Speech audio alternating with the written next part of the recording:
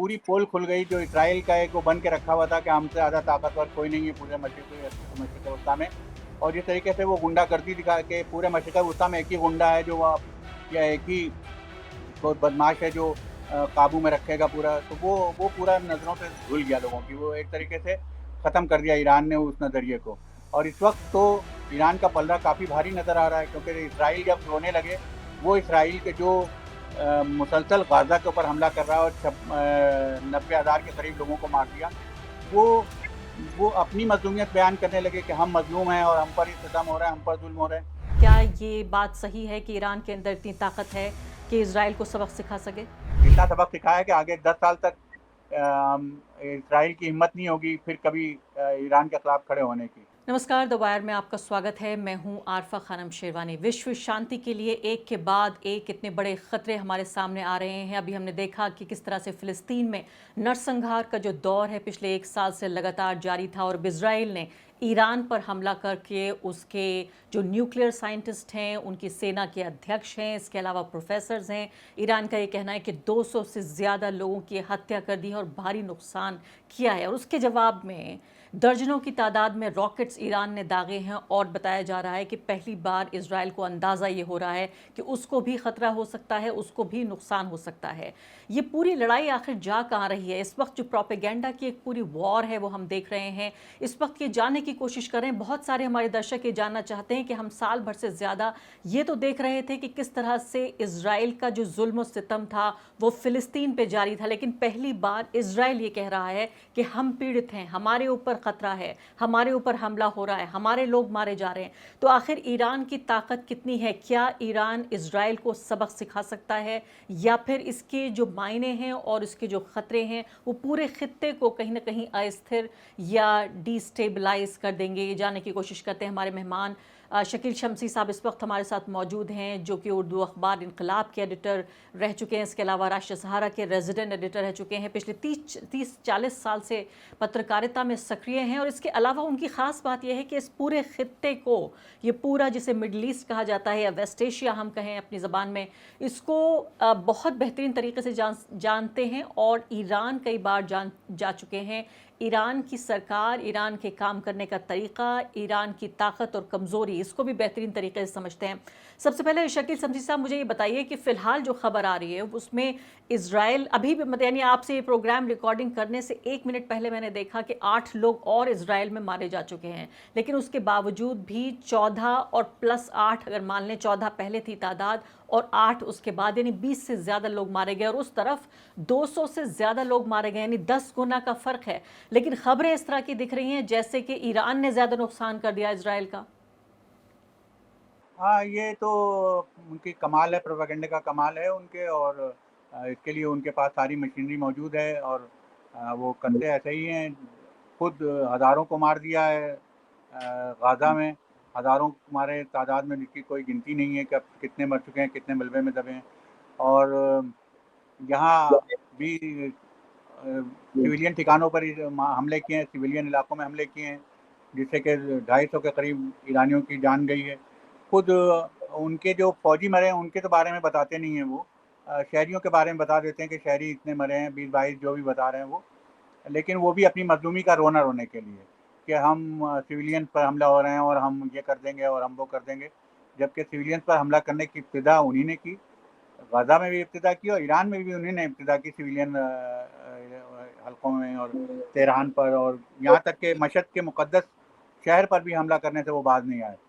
तो ये तो उनका टैक्टिस है पूरी कि बताएँ कि ह्यूमन राइट्स के सबसे बड़े अलमबरदार वही हैं, और वो सिविलियंस को बिल्कुल हाथ नहीं लगाते हैं, सिविलियन को टच नहीं करते हैं। जबकि गज़ा में 50,000 बच्चों को मार दिया है।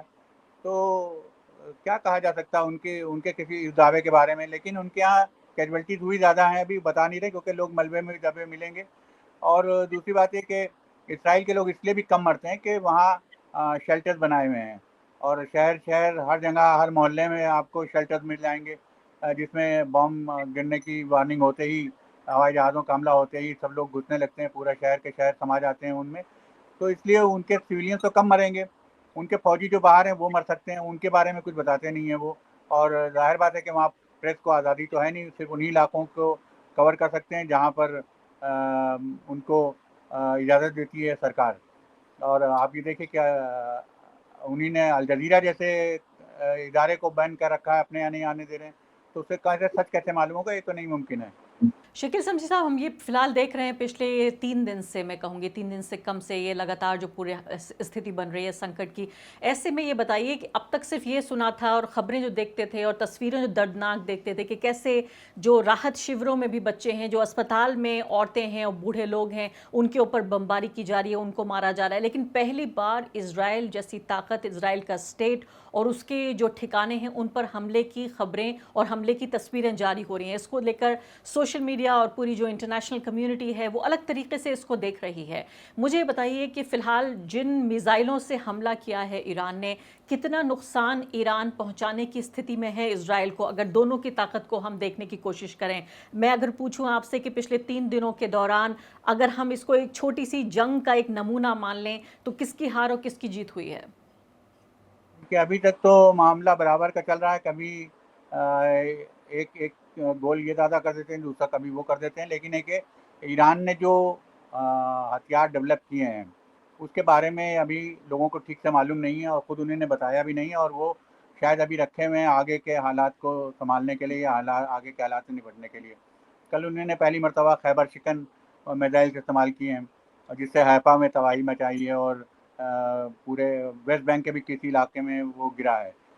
तो मिसाइल्स उनके पास बहुत अच्छी किस्म की हैं, और उसी के भरोसे वो पूरा लड़ रहे हैं, पूरी उनकी लड़ाई है। और ख़ास बात यह है कि उनकी मिसाइल सब इंडिजीनियस हैं, अपने मुल्क की बनी हुई हैं, बाहर से इम्पोर्ट नहीं की गई हैं, जिसकी वजह से उनकी कारकर्दगी के बारे में बहुत कम मालूम है बाहरी दुनिया को। लेकिन अभी ये बात आज भी कही है ईरानियों ने, और उनके जो बड़े फौजी अफसरों ने बात कही है कि हमने अभी वो माल अलग बांध के रखा है जो अच्छा है, वो अलग बांध के रखा है जो माल अच्छा है। तो वो अभी उन लोगों ने इस्तेमाल नहीं किया, और शायद वो इंतज़ार में है कि और ज़्यादा अगर की हलाकत खैज़ी बढ़ेगी तो उनकी तरफ से भी, क्योंकि ईरानी जो हैं वो आवाम को मारने में दिलचस्पी नहीं रखते। अगर आवाम को मारने में दिलचस्पी रखते होते तो बम शेल्टर्स के ऊपर ऐसे बम गिराते जो ज़मींदोज़ जाकर फटते हैं, लेकिन उन्होंने ऐसा नहीं किया। उन्होंने इसराइल ने चालाकी ये की है कि सारे अपने जो बड़े-बड़े इदारे हैं, मोसाद का दफ़्तर हो, चाहे सरकारी दफ़ातर हों, चाहे फ़ौजी दफ़ातर हों, वो बस्तियों के बीच में बनाए हैं। यहाँ तक कि ऐसी भी तस्वीरें आई हैं कि जिसमें जो उनके F-35 हैं, उनको स्टोर करने के लिए उनके लिए हैंगर्स भी बनाए हैं, जो वो इतने सीक्रेट लोकेशन में बनाए हैं, बीच सिटी के अंदर के, जो लोगों को लगे कि शहरी इलाका है ये बिल्कुल। तो उस पर ईरान ने आइडेंटिफ़ाई करके हमले किए, तो उसमें ज़ाहिर बात है कुछ शहरी भी मर जाते हैं, और शहरी मकान जब कोई मिसाइल फेंके जाता है तो 100 मीटर इधर-उधर तो हो सकता है, 100-200 मीटर, तो उसमें मकान भी ज़द में आ सकते हैं। लेकिन ये मज़लूमी का एक बयान करने का तरीका होता है, और ख़ुद जो जिस बात को आज इसराइल कह रहा है, वही गज़ा में वो कहता रहा है कि ये हमास ने अपनी बेसेस जो बनाई हैं, हमास ने जो अपने इलाके बनाए हैं, वो पब्लिक के बीच में बनाए और ह्यूमन शील्ड की तरीके से इस्तेमाल कर रहे हैं। लेकिन असल में ह्यूमन शील्ड की तरीके से इस्तेमाल करना अपने अवाम को इसराइल ने सिखाया दुनिया को, और वही ये करता चला आ रहा है। ये आपने बहुत ही दिलचस्प बात कही है और इस पे मैं चाहती हूँ थोड़ा-सा और आप ज़ोर दें कि किस तरह से रणनीति क्या है? यानी कि जो ख़तरा इज़राइल को, ज़ाहिर है जब वो दूसरों को डरा रहा है, दूसरों की हत्या कर रहा है, तो उतना अपने आप भी डर रहा है और ख़तरा उसको भी हो रहा है। मैं 2 सवाल आपसे पूछना चाहती हूँ। पहली बात तो ये कि आप ये कह रहे हैं, इसको थोड़ा तफ़सील से बताइए, जिसमें आप ये कह रहे हैं कि आम जनता के बीच में अपनी मिलिट्री को रखा है या अपनी खुफिया जो दफ्तर हैं वो आम जनता के यानी रेजिडेंशियल जो सोसाइटीज़ हैं उनके बीच है। तो इससे क्या मसला है? यानी कि अगर जंग हो रही है दोनों तरफ तो कोई दूसरा मुल्क इस बात की परवाह क्यों करेगा कि आम शहरी भी उनके साथ मारे जा रहे हैं? हाँ, मुल्क तो परवाह नहीं करेगा कि आम शहरी मारे जा रहे हैं कि नहीं मारे जा रहे हैं, वो तो फ़ौजी इलाकों के ऊपर हमला करेगा, फ़ौजी जो जगह हैं उन पर हमला करेगा, जो फ़ौजी टारगेट्स उन पर हमला करेगा। लेकिन जिसके यहाँ हमला हुआ उसको मज़लूमी का अपने रोने का मौका मिलेगा कि हम तो बहुत सीधे हैं, हमने तो कुछ किया ही नहीं, हमारी तो मज़लूमी का ये आलम है कि हम दुनिया भर में सबसे बेहतरीन कौम हैं, हम सबसे सुपरमेसिस्ट लोग हैं। ज़ाहिर बात है वो जो भी कहें, लेकिन वो अपनी मज़लूमी को बयान करने के लिए ये ज़िक्र करेंगे ज़रूर, और ये बताना चाहेंगे लोगों को कि हमारे शहरी मारे जा रहे हैं और शहरी इलाकों को निशाना बनाया जा रहा है। आपने नहीं सुना होगा किसी भी न्यूज़ आउटलेट के ऊपर कि उनके 3 जो फौजी हवाई अड्डे उनके ऊपर तबाह कर दिया, उनको बर्बाद कर दिया, उनकी खबर नहीं आएगी, उनके बारे में नहीं बताएंगे। वो सिर्फ शहरों की, आप जितनी रिपोर्ट आप जितनी तस्वीरें देखेंगे वो सिर्फ शहरों की तस्वीरें देखेंगे, जो उन इलाकों की देखेंगे जहाँ शहरों के मकान गिरे हैं, शहरियों के मकान गिरे हैं और वो जद में आ गए हैं हमले की। कोई भी फौजी अड्डा, कोई उनकी रिफाइनरी, कोई ऐसा हवाई हवाई अड्डा वो आपको कहीं नज़र नहीं आएगा, उनके फौजी ठिकानों की शक्ल भी नज़र नहीं आएगी कोई, जबकि ईरान उसी पर निशाना लगाता है। तो वो सिर्फ ये कहने के लिए दुनिया भर में कि हमारे लोगों को, आवाम को चुन चुन के मारा जा रहा है और हम इसका बदला लेंगे, ये भी बार बार कहते हैं कि हम इसका बदला लेंगे। बदला तो ले ही रहे हैं हर चीज़ का वो। तो यानी आप ये कह रहे हैं कि तो लोगों में, इंटरनेशनल कम्युनिटी में हमदर्दी जताने के लिए, हमदर्दी पाने के लिए ऐसी कोशिश की जा रही है। अब मुझे ये बताइए, आपकी एक तरफ एक इज़राइल को लेकर उसकी शक्ति का इस तरह से प्रदर्शन हम देखते हैं और लोगों में भी एक तरह की बहुत मान्यता है इस बात को लेकर कि देखिए, दुनिया में अगर सबसे ज़्यादा कोई अपने नागरिकों को सुरक्षित रख सकता है तो वो इज़राइल है। छोटा सा मुल्क है लेकिन उसकी ताकत को आप देखिए, लगभग 10 गुना आबादी का फ़र्क है ईरान और इज़राइल के बीच। ईरान ज़ाहिर है काफ़ी बड़ा मुल्क है इज़राइल के मुकाबले, लेकिन जो सैन्य शक्ति है, जो हथियारों की ताकत है, जो मिलिट्री की पावर है, उसको लेकर, जो मिलिट्री प्रोवेस है उसको लेकर काफ़ी एक तरह से जलवा है इज़राइल का। ऐसे में आप ईरान को देखें, ईरान को लेकर एक तरह का, मैं कहूँगी, सस्पेंस रखता है ईरान अपनी मिलिट्री पावर या उसकी जो हथियारों की शक्ति है उस सब को लेकर। क्या आप कुछ बता सकते हैं कि ऐसे व्यक्ति के तौर पर जो ईरान को नज़दीक से जानता है कि अगर इज़राइल की शक्ति का मुकाबला करें, सैन्य शक्ति, और ईरान की करें, तो दोनों के बीच आप किस तरह से देखते हैं? कोई कंपैरिजन है? देखिए, कंपैरिजन तो पहले लोगों को मालूम नहीं था, अंदाज़ा नहीं था, जब तक इसराइल हमला कर रहा था, दूसरे मुल्कों पर, सीरिया पर कर रहा था, रोज़ हमले कर रहा था। जंगबंदी के बावजूद लेबनान में रोज़ कुछ ना कुछ हंगामे कर रहा था, किसी न किसी की जान ले रहा था, उन पर हमले कर रहा था। तो तब तक तो लोगों को ये लगता था कि इसराइल का पल्ला भारी, और पहले दिन जो इसराइल ने हमला किया उस दिन भी ईरानी जद में आ गए थे और ईरानी बेखबरी के आलम में थे और उन पर बहुत उनको नुकसान झेलना पड़ा। लेकिन उसके 18 घंटे के अंदर जिस तरह के से अटैक किए उन्हीं ने, वो पूरी पोल खुल गई जो इसराइल का एक वो बन के रखा हुआ था कि हमसे ज़्यादा ताकतवर कोई नहीं है पूरे मशरिक़ वस्ता में। और जिस तरीके से वो गुंडागर्दी दिखा के, पूरे मशरिक़ वस्ता में एक ही गुंडा है जो वहाँ, या एक ही कोई बदमाश है जो काबू में रखेगा पूरा, तो वो पूरा नज़रों से धुल गया लोगों की, वो एक तरीके से ख़त्म कर दिया ईरान ने उस नज़रिए को। और इस वक्त तो ईरान का पलड़ा काफ़ी भारी नज़र आ रहा है, क्योंकि इसराइल जब रोने लगे, वो इसराइल के जो मुसलसल गाज़ा के ऊपर हमला कर रहा है और 90,000 के करीब लोगों को मार दिया, वो वो अपनी मज़लूमियत बयान करने लगे कि हम मज़लूम हैं और हम पर ही सितम हो रहा है, हम पर जुल्म हो रहे हैं। और ईरान ने जो असलहा बनाए या जो उनका इस्तेमाल वो नहीं कर रहा था और वो खामोश बैठा था, सब लोग उसको समझ रहे थे कि वो कमज़ोर है, वो एकदम दब जाएगा और कुछ नहीं कर पाएगा। लेकिन ये बात तय है कि अगर अमेरिका साथ ना दे तो इसराइल किसी तरीके से भी जीत नहीं सकता है। ये बात 100% तय है और इसको कोई इससे इनकार नहीं कर सकता है कि इसराइल को फतह मिल नहीं सकती है अगर अमेरिका, और अल्टीमेटली अमेरिका आएगा, आप देखिएगा। या तो ये जंग बंदी करवाएंगे अमेरिकन, अगर खुद नहीं आना है तो वो जंग बंदी करवाएंगे, जैसा कि ट्रंप कह रहे हैं बार बार। और अगर जंगबंदी नहीं होती तो उसके आए बगैर उनका गुजारा नहीं होगा। और अभी भी मदद कर रहे हैं, ये नहीं कि मदद नहीं कर रहे हैं, छुपे चोरी उनको सारी एयर रिफ्यूलिंग हो और दूसरे कामों के लिए उनके जहाज लगे हुए हैं। और दूसरी ताकतें भी जो हैं, नाटो ममालिक भी हैं अमेरिका के साथ साथ के, जो इसराइल के हर तरीके से मदद कर रहे हैं, इसराइल को खुफिया इत्तलात दे रहे हैं और मोसाद के साथ हमकारी कर रहे हैं। तो ये तो तय है कि इसराइल अगर 1 टू 1 लड़ाई होगी तो 1 टू 1 लड़ाई में तो इसराइल जीत नहीं सकता, ये बात तय है। जिस तरीके के ईरानियों के पास सबसे बड़ी बात ये हौसला बहुत है। ईरानी असलहों से कम हौसले से ज़्यादा लड़ते हैं। आपको मालूम है इराक की जंग में क्या हुआ? 8 साल तक इराक का मुकाबला किया अमेरिका की भरपूर मदद के बावजूद। अमेरिका ने इराक की भरपूर मदद की और दूसरे ममालिक ने भी मदद की, लेकिन 8 साल तक ईरान को शिकस्त नहीं दे सके वो लोग। और आखिर में जब जंग खत्म हुई तो फौजें वहीं के वहीं थी जहाँ जंग से पहले थी। तो ये कौम ऐसी है कि जो हार मानने वाली नहीं है और अपने हौसले से वो हराएगी, इनको अपने हथियारों से हराएगी।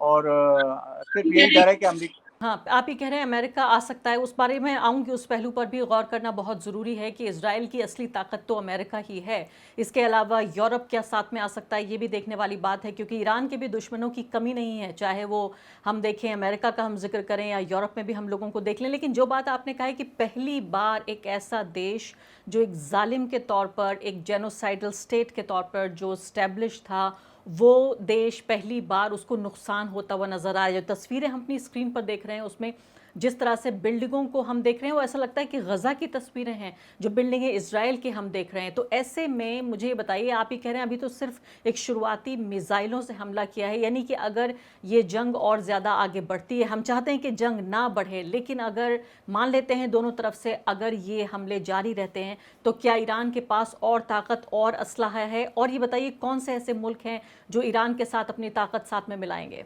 देखिए, ईरान को ये मैं पहले बता दूं कि ये पहली बार हुआ है इसराइल की तारीख में कि लड़ाई उसकी सरहदों के अंदर हो रही है।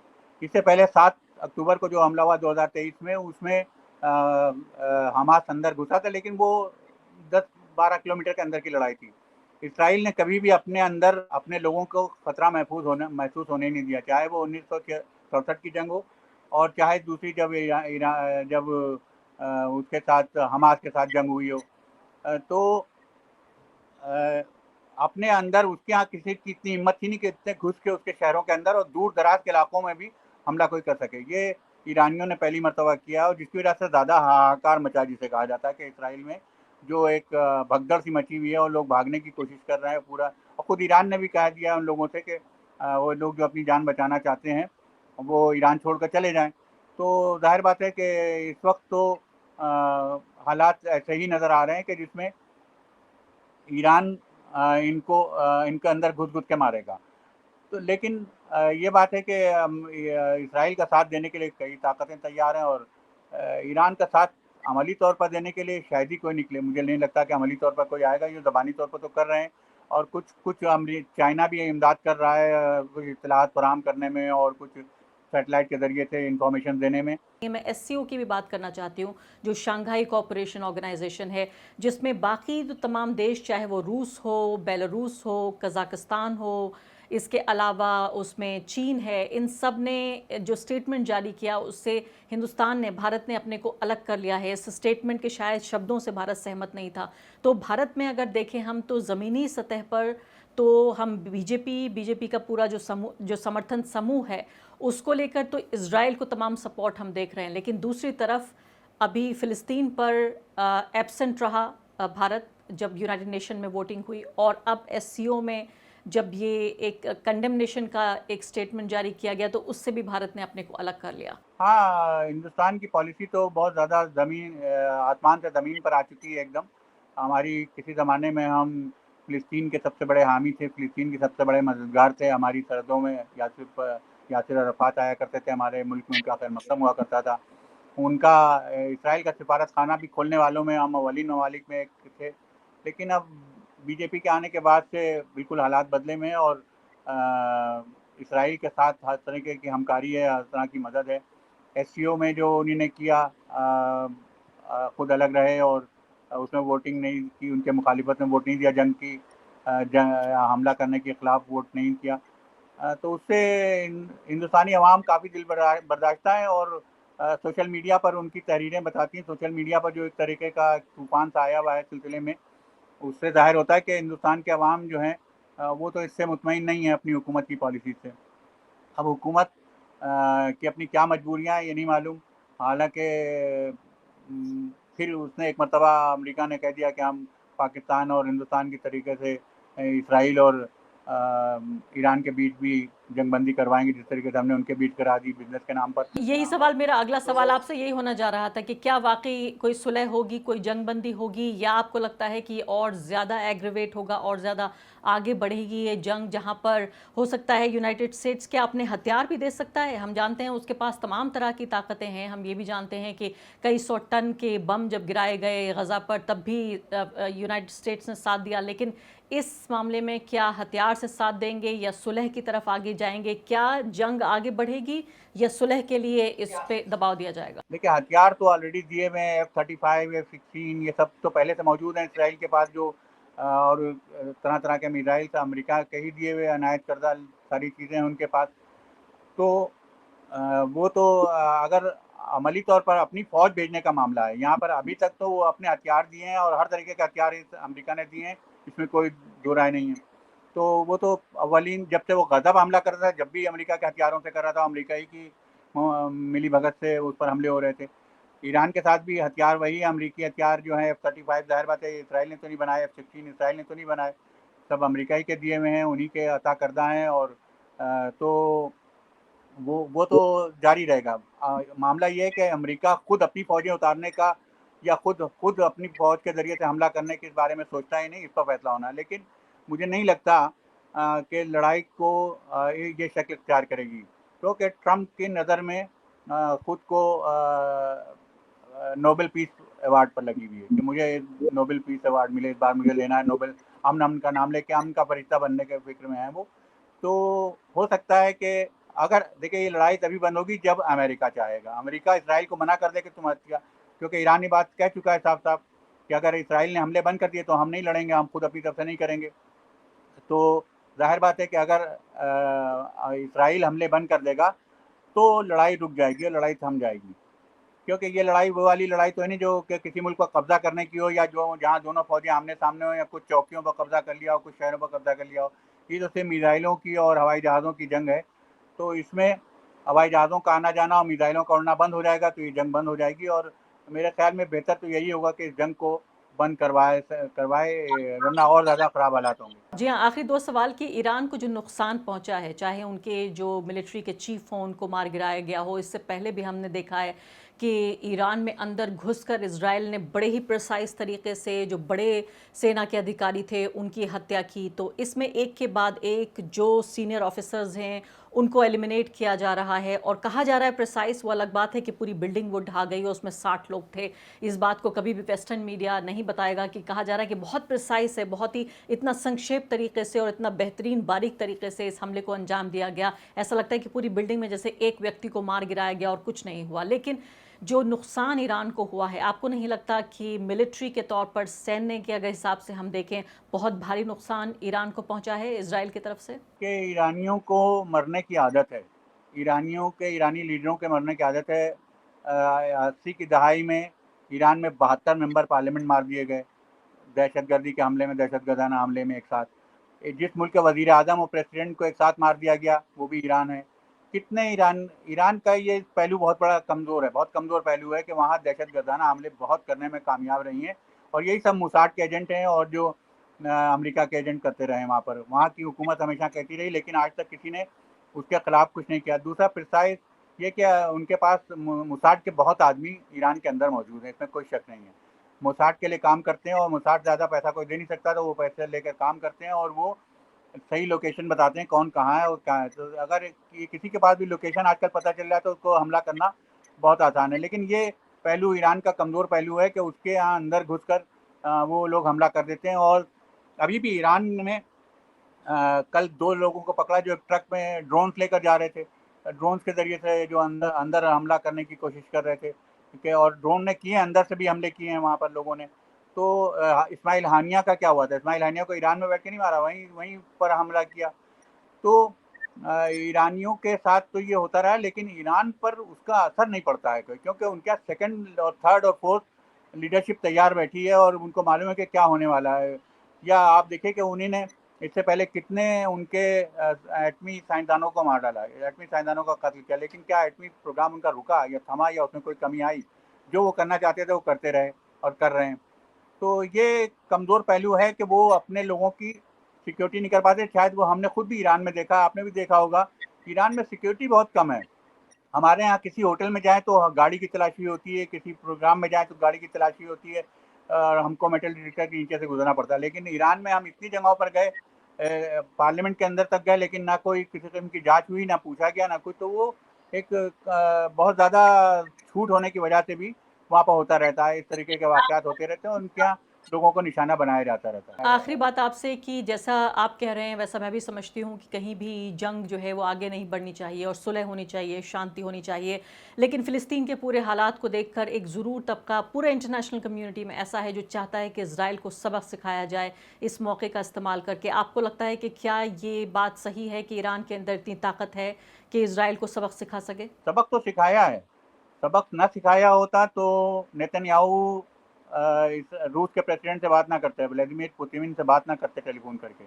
या बार-बार ये भी सुनने में आ रहा है कि खुद अमेरिका से मदद मांग रहे हैं और अमेरिका से कह रहे हैं कि हमको डायरेक्ट वो इन्वॉल्व हो, क्योंकि उनकी ख्वाहिश यही सबसे बड़ी कि अमेरिका और ईरान आमने-सामने हो और वो खड़े होकर तमाशा देखें, या वो किनारे हो जाए अमेरिका और ईरान के बीच में लड़ाई आमने-सामने की हो। तो लोग सबक तो सिखाया है, और इतना सबक सिखाया है कि आगे 10 साल तक इज़राइल की हिम्मत नहीं होगी फिर कभी ईरान के खिलाफ खड़े होने की। लेकिन ये बात ज़रूर मैं कहना चाहूँगा कि ईरानी हुकूमत को ये करना चाहिए कि अगर मुसालिहत के लिए बातचीत होती है, गुफ्तगू होती है, तो वो उसको मुसालिहत में गज़ा को भी शामिल करें कि गज़ा में भी जंगबंदी होगी, तब हम मानेंगे, तब जंग रोकेंगे। यानी कि पूरे खित्ते में हो, और वो लबनान पर हमले नहीं करेगा और वो सीरिया पर हमले नहीं करेगा। ये सारी बातें लेकर चलें अगर वो, तो इससे मशरिक़ वस्ता के हालात ज़्यादा बदलेंगे। बहुत बहुत शुक्रिया आपका शकील शम्स साहब बातचीत करने के लिए। द वायर के और वीडियोस देखने के लिए सब्सक्राइब करें और बेल आइकन पर क्लिक करें। स्वतंत्र पत्रकारिता की आर्थिक मदद करने के लिए डिस्क्रिप्शन में दिए गए लिंक पर जाएं और अपनी राशि चुनें।